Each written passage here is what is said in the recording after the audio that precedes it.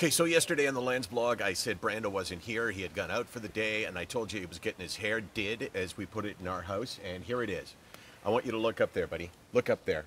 Now, if I'm biased by saying this dog is just so freaking cute, then I'm biased, right? Hey, what can I say? I'm sure that you probably look at your dog the same way, but unfortunately, your dog's probably just not that cute. Hope you're well. Saturday, Sunday, beautiful weather in Toronto. I don't know what it's like where you are, but it has been incredible over the last couple of days.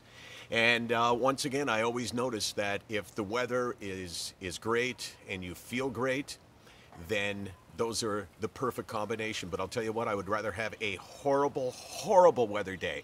I'm talking worst day imaginable for a week at a time, and feel good than I would on a day like this and feel not so good, if that makes sense. Actually, it probably does make sense to you. So yesterday I was talking about, well, actually I wasn't talking about, I was talking about recognition and how it had changed for me and how it had gone from, hey, TSN, hey, how you doing? To, Michael, can you come here for a second? The voice drops down, and then there's something hugely significant. But I also said I'd tell you a story about the negative reaction that I got over the years in television and how it didn't bother me. In fact, I actually really liked it.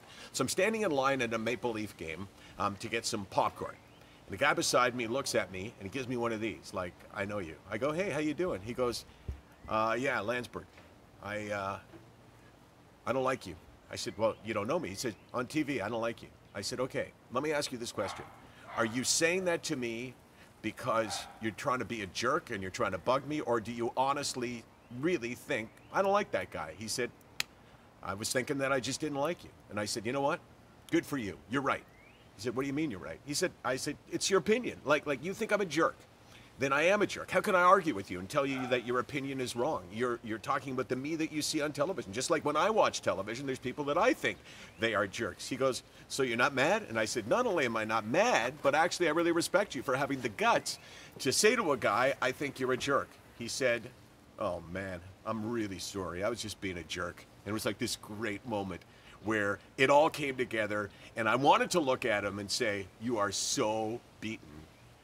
But I didn't. We just kind of shook hands. But that lesson that I learned on that day, I've carried with me in terms of criticism. That if you accept people's opinion as being valid, that whatever reality exists in their head, then I think you see it differently. And for me, that got me through the years of television where I got criticized quite substantially.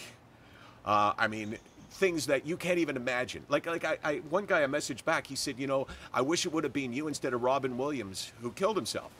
And I messaged him back and I said, look, you know, I'm not mad. I don't know you. Why would I care what you say? But at what point do you think it balances out that, hey, I watch this guy on television, I think he's an idiot, I don't like him, and I'm going to write him that message? Don't you think you kind of upgraded a little bit too harsh? Don't you think that the punishment was a little bit more than the crime?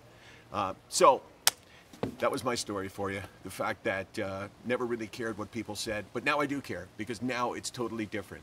And it's this, in case you're gonna have to come closer, because it's like, hey, Michael, can I talk to you for a second? I just wanted to say that, you know, the whole SickNotWeak thing, I watch it and it's made a difference in my life. That a couple of months ago, you know, when I was on the website after a couple of weeks, I decided, you know, I could share with someone. And I did. And now my life is better. That's the kind of thing that makes everything worthwhile for me.